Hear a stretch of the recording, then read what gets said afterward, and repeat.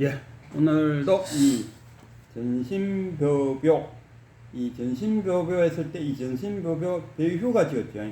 그리고 이 항백 스님의 법문을 거의 제자인 배휴가 엮은 책이다. 근데 이 제목은 전신법요. 전신법이라는 건 뭐냐 하면은 전하다. 신법의 요지. 신법의 요지를 전하다. 이런 전신법인데 이것을 무비스님이 강설했다. 그래서 여기는 전신법요만을 그 한문으로 된 것을 한글로 옮겨 놓은 것이 아니고 무비스님이 전신법요의 요지를 잘 설명하고 있다. 그래서 여유가 되시면은 이 책을 꼭 한 권 구입해서 읽어보시라.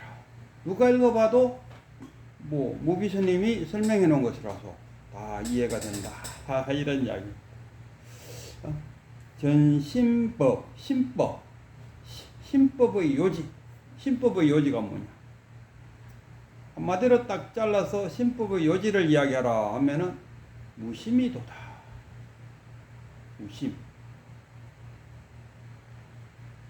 무심 했을 때 글자대로 글자에 매이면은 의미가 없죠.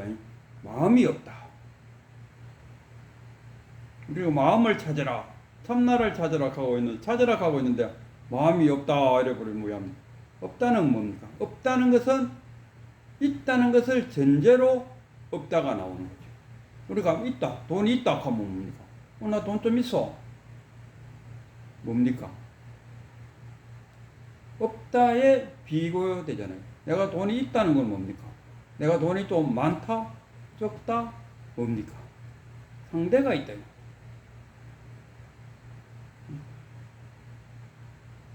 상대가 없으면 굳이 있다 없다를 말할 필요가 없는 거죠. 없다는 있다는 것을 전제로 깔고 없다. 어린아이가 방문을 탁 열었을 때 그 안에 자기 할아버지와 할아버지 친구들이 방 안에 앉아갖고 소놀이를 하고 있더라. 아니면 윷놀이를 하고 있더라. 그런데 아이가 문을 덜컹 열면서 하는 말이 아무도 없네?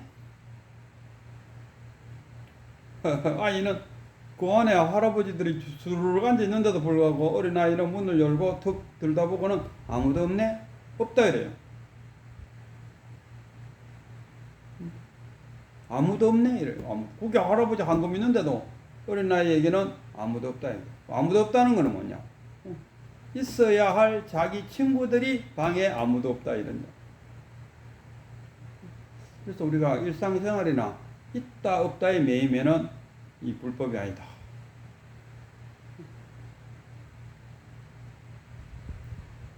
이 무심이 도달할 때 무심이 어디서 올 건가? 무심. 그 큰 스님들은 그래요. 상자 하나를 두면은, 그러니까 우리 속세에서 말하면은 양아들하고 비슷해요. 상자라는 것은 양아들, 자기 제자들하고 제자와 양아들은 또 다른 차원의 이야기죠.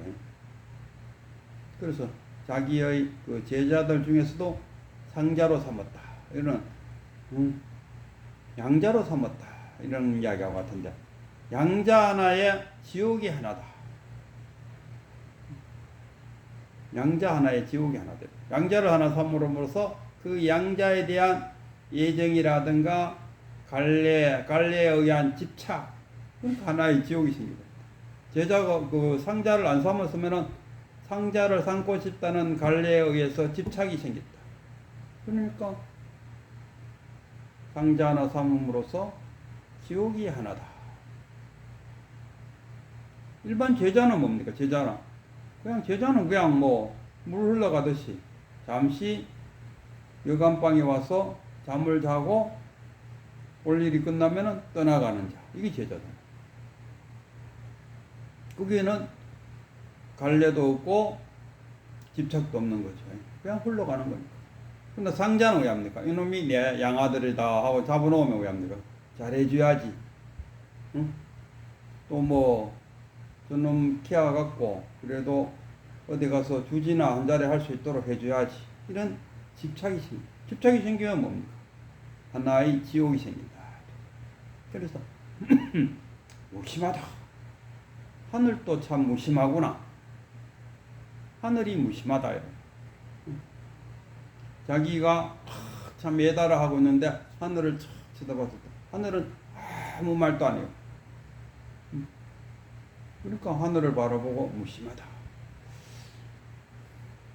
어느 날 이제 4월 5일쯤 되면은, 양력으로 4월 5일쯤 되면은 제주도 같은 데는 이제 고사리가 올라와요.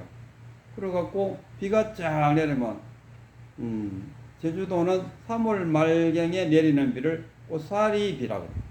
비가 쫙 내리면은 고사리가 쫙 올라와요. 습하니까. 그럴 때 비가 내리는 하늘 쳐다보면서 아이고 하늘도 참 무심하지 이러진 않는다니까. 오히려 고맙지. 아이고 하늘도 참 때를 맞춰갖고 고사리 비를 내려주시는구나.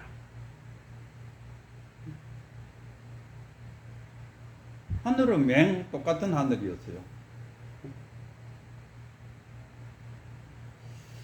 그 성철 스님 이야기를 또 빌리면, 제가 볼 때는 성철 스님은 정말로 그 빼딱으로 이야기하면 우라묻고 또 우라묻고 또 우라묻어도 역시나 구수한 국물이 나오는 성철 스님 말씀 중에 책 보지 마라.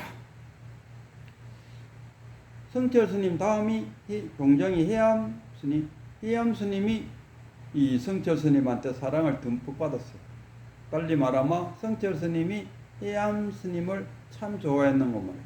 그래도 뭐 만나지는 않지만 그냥 어디서 그런 느낌을 받았냐 했을 때 유튜브에서 나오는 이야기를 들어봤을 때 성철 스님이 해암 스님을 참 좋아했구나. 그리고 꼭 마음 깊숙하게 그때마다 찔러주는 큰 스님의 역할이 뭐냐?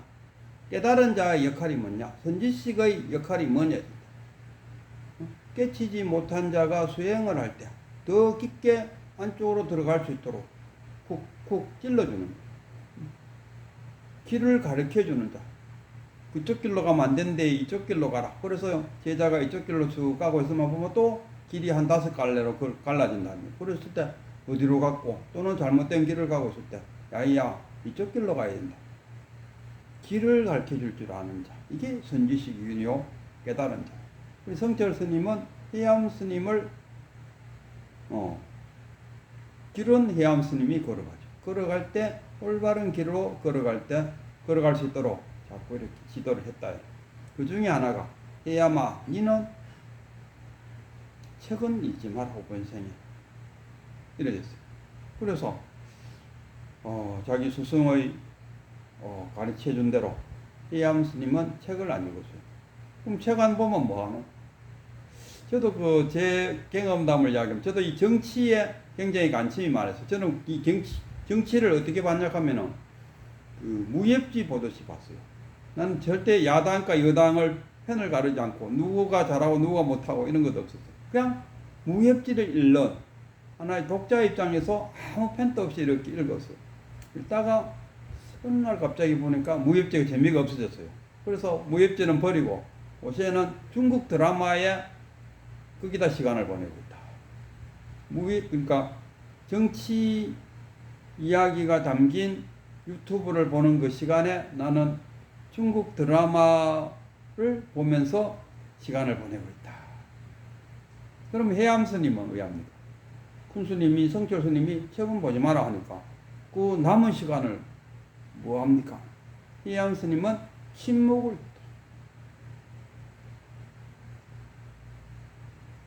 침묵 말을 안 한다. 무건수행도 있다. 무건수행. 이 말이라는 것은 입 밖으로 나와야 말이 아닙니다. 입 밖으로 나오지 않더라도 자기 혼자서 자기에게 하는 이야기도 결국 말이다. 그 말을 안 한다. 침묵. 우리가 이 먹고 또는 또는 뭐 부모 미생자 참나가 어떤 것인가?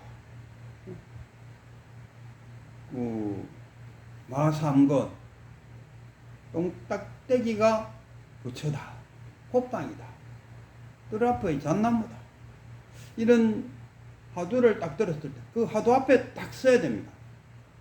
그게 침묵이라. 자기가 자기한테 말한다는 건 뭐냐? 왜 조주선사는 이 달마대사가 서쪽에서 온 이유가 무엇이냐? 서쪽에서 온 이유가 뭐냐?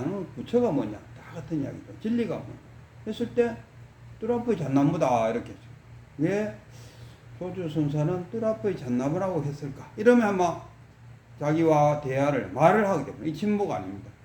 뜰 앞의 잣나무에서 뜰 앞의 잣나무에 딱 코를 딱 박아요. 뜰 앞의 잣나무. 그걸로 끝이라. 그걸 침묵. 그게 침묵이라. 뜰 앞의 잣나무에 딱. 이 무엇고, 이것이 무엇인고, 이 먹고, 우리 경상도 말로 이 먹고 아닙니다. 이 먹고 앞에 딱 부딪혀. 우리가 길을 가다가 절벽 앞에 딱 하면 뭐냐면 절벽에 딱 부딪힌다. 그러면은 거기서 발걸음이 순간적으로 탁 멈춘다. 그리고 나서 왜 합니까? 생각이 떠올라가고 왼쪽으로 가든지 오른쪽으로 가든지 뭐 기어 올라가든지 나 아무 생각 없이 딱 절벽을 딱 만났을 때는 아주 찰나지만은 딱 절벽 앞에 멈춘다. 우리 하두 참선할 때도 그 살아있는 하두, 죽은 하두 이러는데 하두 참선을 할 때도 마찬가지로 뜰 앞의 잣나무에 있을 때 뜰 앞의 잣나무에서 딱 멈춰야 됩니다. 이게 침묵이죠. 이 먹고 했을 때 이 먹고에서 딱 맞춰야 돼. 이 먹고 하면 이 먹고가 어디서 나가면 저기 그 내가 덕산 스님의 제자인 설봉 스님과 또 누구야 그거 아이고 설봉 스님하고 같이 다니는 도반이 있었는데 그 도반하고 그 설봉 스님이 이제 그 당시에 이제 그 시절 상황을 이야기하면 무왕이든가 무왕이 통치할 때 한 5년간 완전 막 이 무왕이 절에 가보니까 이 스님들이 앉아가고 절간에 앉아가 바둑 두고 뭐 경전 보고 이런 게 아니고 바둑 두고 놀고 앉았네. 그래갖고 이런 그래갖고 절 막 사거리 다 저 없애버렸어요. 거의 다 없애버렸다. 쉽게 말하면 뭐 한 도에 한두 개 남겨놓고 다 없애고 스님들도 다 한속시키고 승복 입고 다니지 못하도록 만들어버렸어요. 그때 이 설봉하고 거의 또 도반하고 도반은 강가에서 배사공하고 설봉은 조그마한 암자 속에 그냥 혼자 살고 있었어요. 근데 어떤 그 스님 두 분 왔을 때 설봉 스님이 나가서 이 먹고 하니까 그 두 스님도 똑같이 이 먹고 그러니까 설봉 스님이 고개를 숙이고 집으로 돌아갔다. 해서 그 이 먹고 근원이 거기에 있다. 이렇게.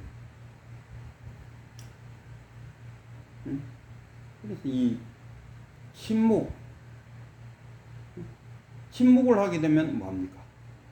결국 바깥으로 향하던 그 에너지들이 어디에 모입니까? 자기한테, 자기 쪽으로 모이지. 깨달으려면 결국 그 에너지가 자기한테, 왜? 깨달으면 자기한테서 나오니까. 밖에서 이렇게 깨달음이 쑥 들어오는 게 아니고, 그 무당들은 그런다더만요. 무당 이제 신 받을 때, 그 무당집에 또 갔는데, 제 아는 지인이 그랬어요. 무당집에 쏙 갔는데, 이 무당집 막 흔드는 그 북친가 뭡니까, 이게. 그걸 한번 잡아보라 하는데, 자기도 그걸 탁 잡는 순간에 막 사시나무 떨리듯이 막 떨리면서 자기 그 이마 속으로 할머니, 동자 귀신이 싹 들어오더라 이거야. 그러고 나서 그 다음부터는 자기가 무당이 되었다. 이렇게. 결국 바깥에서 쑥 들어왔다. 이 우리 불법에서는 외도라. 깨달음은 어디 손원했을 때? 안에서. 내 안에. 그리고 내 안에서 깨달음이 일어나려면 그 에너지를 내 안쪽으로 여야 깨달음을 깨달음이란 게 뭐냐? 참나를 볼 수 있다. 참나를 본다 이런 말 잘 쓰잖아요. 그러니까 결국 내 안에서 볼 수밖에 없다. 바깥으로 나가고는 말을 한다는 것은 뭡니까? 바깥으로 나간다는 것. 말을 하지 않는 것, 침묵을 딱 하고 있습니다. 말을 입에서 바깥으로 내놓는 것만 말이 아니다. 그것이 아니고 말을 하지 않는 침묵을 하고 나면은 그 말하는 대한 에너지가 더 깊은 내 안쪽으로 들어와요. 그래서 뭐합니까? 청정한 내 마음을 본다. 청정한 내 마음을 보는 것이 뭐냐? 견성이다. 견성이 뭡니까? 견성했을 때 견불성을 말해. 부처의 성품을 견했다. 본다. 알아본다. 맛본다. 느껴본다. 냄새 맡아본다. 우리 다 본다로 들어가요. 그랬을 때 견불성, 부처의 성품을 본다. 이 본다의 뜻은 다양하다 아닙니까? 알아본다, 먹어본다, 냄새 맡아본다, 일대의 본다. 견불성 했을 때 부처의 성품을 본다 하는 게 네 안쪽으로 들어와야, 내 안쪽으로 들어와야 보지 바깥으로. 그래서 이 하도를 잡았을 때도 마찬가지입니다. 이 먹고 했을 때, 이 먹고에 딱 부딪혀야 됩니다. 그리고 침묵을 해야 됩니다. 침묵함으로써 화살로 비하면 바깥으로 쫙 나가려고 하던 그 에너지가 안쪽으로 쏙 들어. 그러니까 이 먹고에 딱 멈춰야 됩니다. 왜 이목고라 했을까? 왜 설봉스님은 이목고라? 그때 설봉스님이 이목고라 한 것은 무슨 뜻일까? 이런 식으로 에너지를 바깥으로 내보내면 이게 지금 말하고 이 침묵 아닙니다. 침묵이란 것은 딱 뜰 앞의 잣나무다 했을 때 잣나무에다가 코를 딱 박아요. 잣나무를 비껴가 버리면은 지나가 버리면은 이거는 깨달음과 맞진다. 그래서 이 침묵하라. 침묵하라 이 뜻은 더 이상 말을 하지 마라. 말이란 것은 입으로 내뱉는 것만 말이 아니고 자기 자신과의 대화도 역시 침묵이다. 자기 자신과도 대화하지 말고 딱 그 잣나무에다가 코를 딱 박는 그 기분으로 딱 멈췄을 때, 딱 멈췄을 때 정말 청정한 마음이 드러날 수 있다. 이런 이야기.